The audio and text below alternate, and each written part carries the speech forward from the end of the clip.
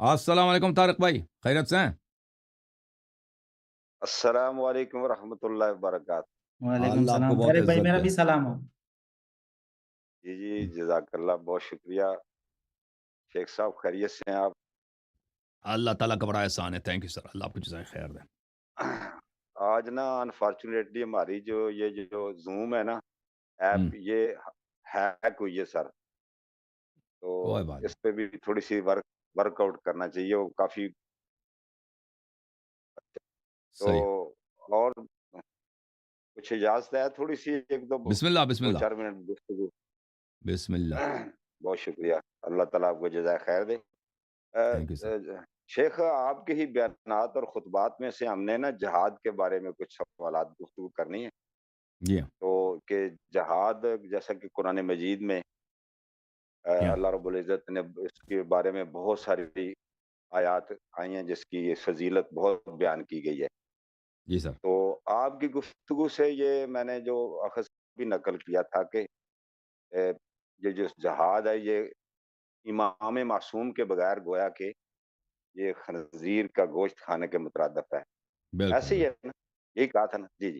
بالکل۔ تو میں یہ گزارش یہ جاننا چاہوں گا کہ جب اگر دیکھیں تاریخ اسلام کو، تو اے، حضرت امام علی علیہ السلام امیر المومنین رضی اللہ تعالیٰ عنہ حیدر کرار کے بعد، حضرت امام حسن کے بعد ہوں، جتنے بھی ائمہ تشریف لائے اور دنیا میں انہوں نے تبلیغ کا کام کیا، تو انہوں نے اے، ان- جہاد کے اوپر تو کوئی ایسا کام نظر نہیں آتا کہ ان کا کہ انہوں نے کسی ہوں، سے کے ساتھ جہاد کیا ہو۔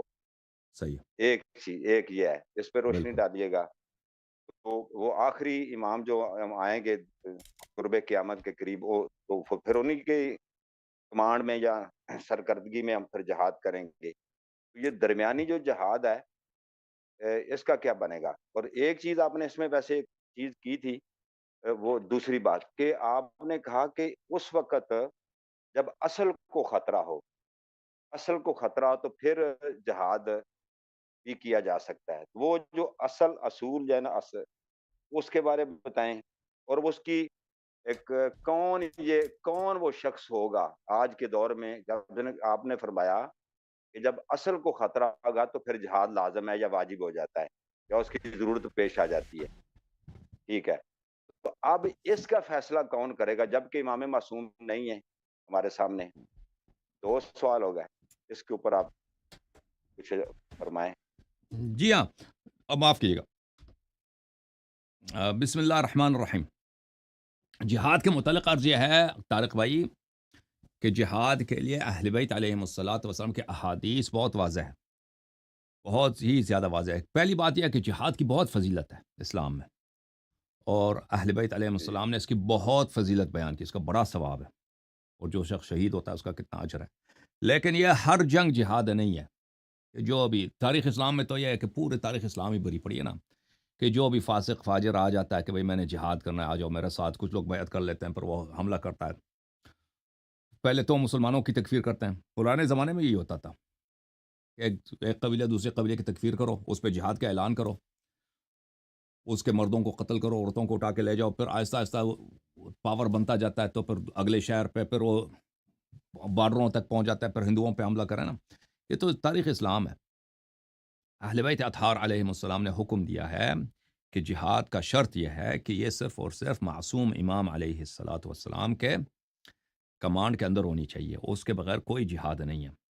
ہاں تو یہ بہت واضح ہے، تو یہ تو علی الاقل شیعہ مذہب میں اس کی بہت ہی وضاحت ہے کہ اس کے بغیر کوئی جہاد نہیں ہے، جس کے اس میں جب اجازت ہے یہ ہے کہ اصل اسلام کو اگر خطرہ ہو، کہ اس کوئی ایسا پرابلم آیا ہے، کوئی ایسا دشمن آیا ہے کہ وہ اسلام ہی کو مٹانے کی فکر میں ہے، یعنی وہ شیعہ سنی کا فکر نہیں کر رہا، وہ کہہ رہا ہے کہ میں نے اسلام ختم کرنا ہے، کہ میں اس دین کا خاتمہ ہو، کوئی کلمہ گو نہ ہو، ہم جا کے کعبہ کو مثلا مسمار کر دیں، وہاں پہ بت خانہ بنا دیں، سب مسلمان قتل عام ہو جائیں، پھر پابندی لگائیں گے، کوئی نماز نہیں پڑھ سکتا، کوئی کچھ نہیں کر سکتا۔ تو اس صورتحال میں جب اصل اسلام کو خطرہ ہو، اور اس کی تشخیص کس کے ہاتھ میں ہے؟ یہ خود مکلف کے ہاتھ میں ہے، ٹھیک ہے نا؟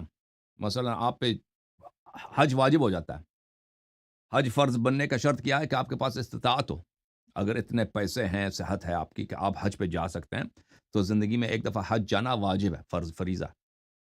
یہ کس کے ہاتھ میں ہے؟ یہ آپ کے، یہ کون بتائے گا بھائی آپ کو؟ کوئی وحی تو نہیں آئے گا نا کہ آپ پہ حج واجب ہو گیا. یہ آپ کے اپنی صلاحیت پر ہے کہ آپ ایمانداری سے دیکھیں کہ آپ کے پاس اتنے پیسے ہیں کہ آپ حج جا کے واپس آ سکتے ہیں، اور صحت بھی ہے تو پھر واجب ہے. اگر نہیں، آپ کو پتہ ہے کہ پیسے نہیں ہیں، تو وہ حج واجب نہیں ہے. اسی طرح یہ مکلف کے اپنے اس پر ہے. مکلف یعنی وہ مسلمان فرد جس پہ جہاد واجب ہونا چاہ رہا ہے، کہ وہ اگر دیکھ لے حالات ایسی ہے کہ اصل اسلام کو خطرہ ہے. مثلا پرانے زمانے میں سوویت یونین تھا نا، وہ اس نے حملہ کیا تھا سینٹرل ایشیا پر. وہاں پہ کچھ اس مسلمان کے علاقے تھے. بلکہ سوویت یونین نے حملہ نہیں کیا تھا، معاف کیجیے گا، وہ روس کا جو بادشاہ تھا، زار کے زمانے میں حملہ ہوا تھا، سوویت یونین سے پہلے. یہ ازبکستان وغیرہ کا جو علاقہ ہے، وہ پرانے زمانے میں ازبکستان نہیں کہتے تھے، اس کو ترکستان بولتے تھے. یہ سب ملک ترکستان تھے، ترکمنستان، ازبکستان، قزاقستان، یہ سب ترکوں کا علاقہ ہے. یہ سب ترک زبان لوگ ہیں. تو یہ ترکستان پہ جب حملہ ہوا تھا، اس وقت روسوں نے حملہ کیا تھا. تو پہلے تو انہوں نے نماز وغیرہ پہ پابندی نہیں لگائی تھی، بعد میں مساجد پہ پابندی ہو گئی تھی، نماز پڑھنے پہ پابندی ہو گئی تھی، داڑھی رکھنے پہ پابندی ہے، حجاب رکھنے پہ پابندی ہے. کوئی مسجد، اگر صرف بوڑھے حضرات مسجد جا سکتے ہیں، 50 سال سے کم عمر ہو نہیں جا سکتے.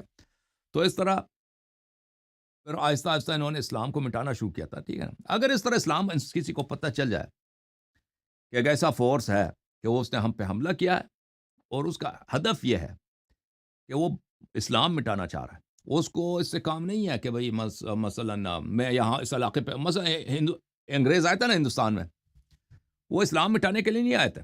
انگریزوں کا کام تھا کہ بھئی یہ ملک، یہاں پہ بہت ثروت ہے، یہاں پہ بہت یہاں پہ آمدنی ہے، اگر ہم اس علاقے پہ ہم قبضہ کر لیں تو ہماری بادشاہت بڑھ جائیں گے، ہمارے خزانے بڑھ جائیں گے. ٹھیک ہے نا. وہ اس نیت سے آئے تھے. ان کو کام ہی نہیں مسلمان رہے، ہندو رہے، ان کو پرواہ نہیں تھا. انگریز جو کرسچن ہے، کرسچن رہے.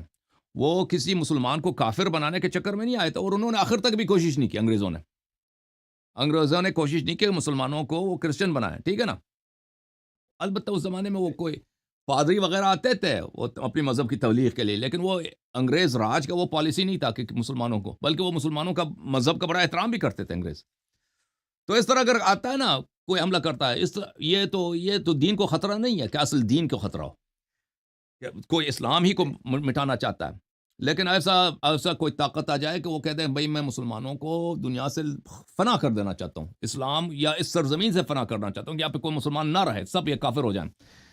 نماز پہ پابندی، مسجد پہ پابندی، اور سب لوگ آ کے یہاں پہ کلمہ پڑھو، کرسچن کا یا ہندو کا. تو پھر اس صورت میں جنگ کرنا واجب ہے، اور وہ بھی صرف اسی حد تک کہ اس کو آپ دفع کر لیں نا، اس دشمن کو، کہ وہ دشمن مایوس ہو جائے کہ میں کام نہیں کر سکتا.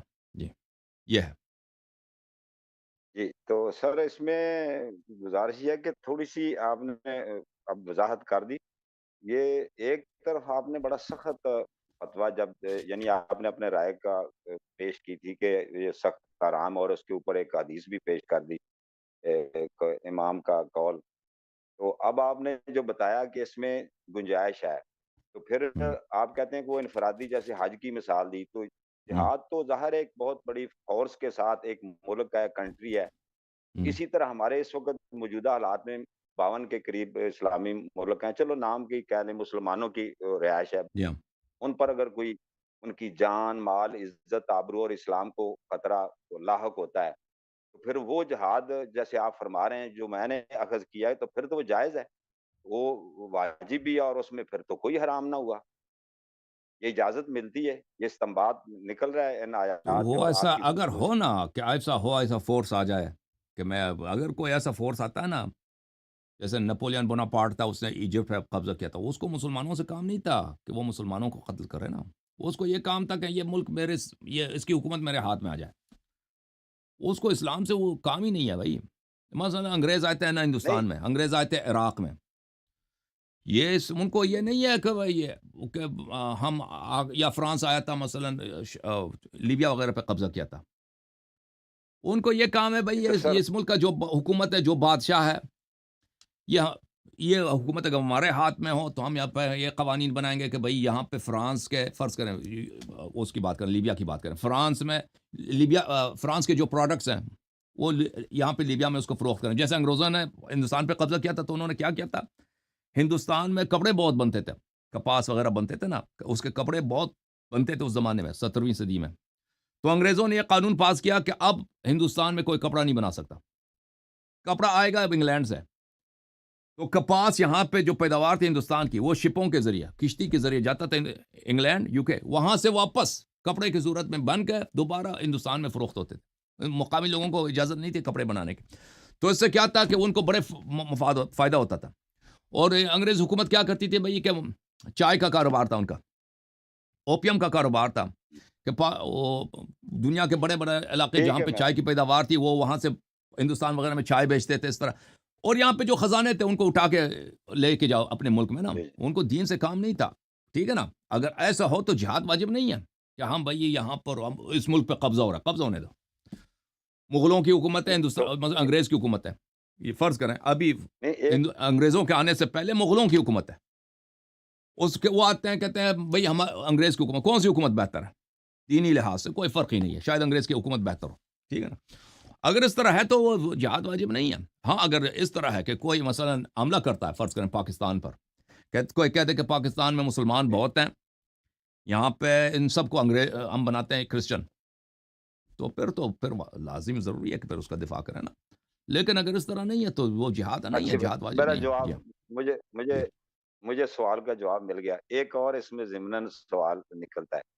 یعنی دو، ایک تو قرآن مجید میں نے سورۃ النساء میں اور بھی عرض یہ کیا کریں کہ جہاں میں کوئی ایک بڑی منٹ میں عرض کرتا ہوں، یہ فرق نہیں پڑتا کہ وہاں کے لوگوں کو وہ مسلمان بنائے، صرف مثلا صرف اگر شیعوں کو کافر بنا دے تو جہاد واجب. یہ نہیں ہے. اسلام کو، جو اسلام کے خلاف ہو، جو کلمے کے خلاف ہو نا، کیونکہ اگر وہ اسلام کو مٹانا چاہتا ہے تو اس میں شیعہ بھی مٹ جاتا ہے. ٹھیک ہے نا. اس طرح جی جی شرط اہل بیت علیہ السلام نے یہ شرط نہیں رکھی ہے کہ بھئی تم اگر وہ صرف اچھا شیعہ مذہب والوں کو قتل کرتا ہے تو تم اس کے خلاف جنگ کرو، اللہ جنگ واجب نہیں ہے. نہیں، اگر اسلام کلمے کے خلاف جو کرتا ہے، کہتا ہے یہاں پہ لوگ مسلمان ہیں، سب کو جی مذہب چینج کرنا پڑے گا، تو اس وقت سب شیعوں پہ واجب ہے اچھا کہ اس خطرے کو دفع کرنے کے لیے کہ وہ دشمن بالکل مایوس ہو جائیں کہ بھئی ہم نہیں کر سکتے یہ کام، اس وقت تک جہاد واجب ہے، چاہے کسی انگریز کے جھنڈے کے نیچے کسی بھی شخص ظالم فاسق، کوئی فرق نہیں پڑتا، وہ آپ کا کمانڈر ہو، فرق نہیں پڑتا. اسلام کو بچانے کے لیے آپ پہ واجب ہے کہ وہاں پر آپ جو ہے اسلام کو بچائیں. جی سر بتائیں. اچھا اس میں سر پھر یہ ہے کہ چونکہ امام معصوم کی ہمارے پاس کوئی کمانڈمنٹ نہیں ہے، کوئی ان کا حکم نہیں ہے، وہ اقوال تو موجود ہیں، تو اس وقت یہ فیصلہ کون کرے گا؟ اگر آپ ہوں، میں کہتا ہوں فار ایگزامپل آپ ہوں، اللہ نہ کرے اس طرح کی سچویشن ہوتی ہے، تو آپ کی رائے معتبر ہوگی، کون میں وہ شخص ہے جو اس کا فیصلہ کرے گا؟ اشورا کرے وہ گی، دیکھیں یہ عوام الناس کرے گی، الفروع یا حاکم کرے الفروع گا من وقت کا؟ الکافیہ، الفروع من الکافی ہے، یہ جلد نمبر 5 ہے، کتاب الجہاد ہے. الغزو مع الناس اذا خیف علی الاسلام، جب اصل اسلام پہ خوف کیا جائے نا، یہ تو آپ پہ ہے نا، یہ تو آپ کی صلاحیت پر ہے. وہی تھوڑی یہ نظر آئے گا جب آپ حالات کو اس طرح دیکھ رہے ہیں کہ بھئی حالت یہی ہے کہ بینی و بین اللہ کو میں شاہد بنا کر میں یہ کہہ سکتا ہوں کہ بھئی فی الحال ایک ایسا دشمن آیا ہے کہ بھئی اس کو وہ کلمے کا دشمن ہے. بعض دشمن ہوتا ہے نا کلمے کو، لیکن وہ انفورس نہیں کرتے، اپنی دشمنی ظاہر نہیں کرتے نا، پابندی نہیں لگاتے، کلمہ نہیں پڑھ سکتے.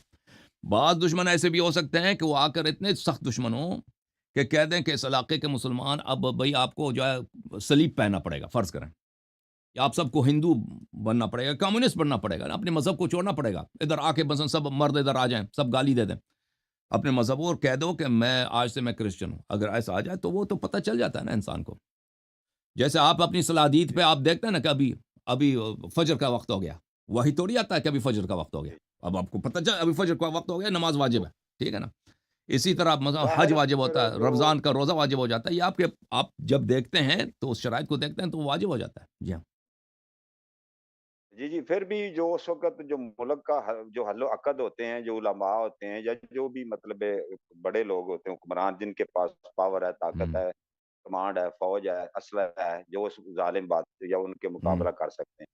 ٹھیک ہے. ایک چیز اور سچویشن پیدا ہوتی ہے شیخ صاحب، وہ یہ جی ہے کہ ٹرکش کی جب ہم تھوڑی سی مطالعہ کرتے ہیں تاریخ کا، تو اگر اسلامی ملک میں ترکی میں وہاں آپ زیادہ مطالعہ آپ کا سمجھتے ہیں، وہاں بہت کچھ نقصان ہوا، اذان بند، نماز ہوں، بند، ہوں، علماء کو جی بند، بالکل، یہ وہ جی ہاں، تو ایسی جی ہاں۔ سچویشن میں کیا کٹ کھاتے رہیں؟